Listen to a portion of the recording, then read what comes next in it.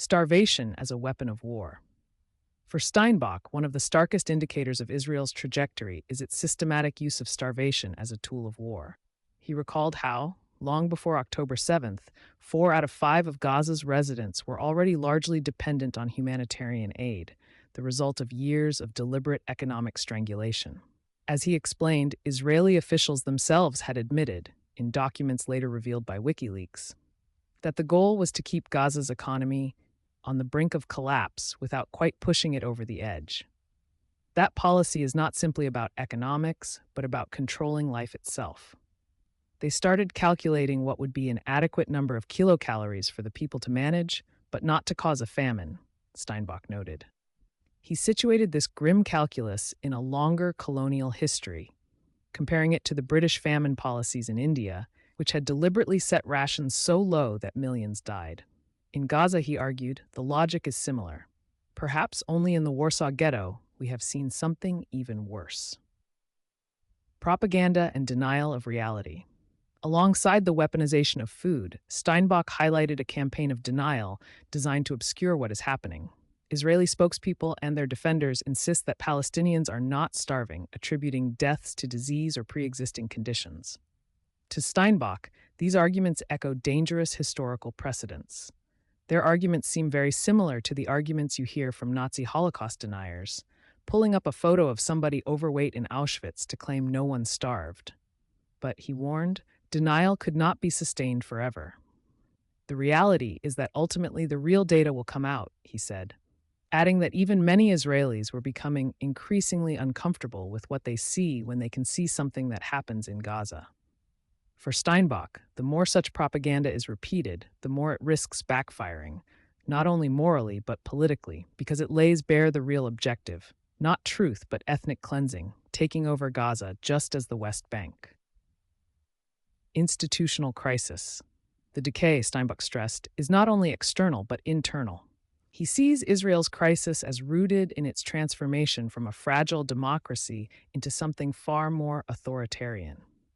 He traced this shift back to the decision of David Ben-Gurion not to adopt a formal constitution, leaving open deep divisions between secular and religious Zionists. Those divisions, Steinbock argued, have later been exploited by Netanyahu and his far-right allies through judicial overhauls and nation-state laws. It was this movement from a country that was supposed to be democratic and secular and then Jewish into something very different, he explained, not so democratic or autocratic, religious and far-right by its methods. The 2018 nation-state law, Steinbock said, codified apartheid into the legal order, paving the way for Netanyahu's efforts to fully subvert the judiciary. The very nature of the country as a democracy is changing dramatically, he concluded. Netanyahu's far-right bubble. This institutional collapse is compounded by Netanyahu's personal style of rule. Steinbock described the prime minister as having surrounded himself with yes men and yes women, creating a political bubble in which dissenting voices were purged, including former defense ministers and even the head of the Shin Bet. Such consolidation, he argued, had left Israel dangerous to itself, as decision-making became detached from reality. The enemy of Israel is not the Palestinians, Steinbock insisted.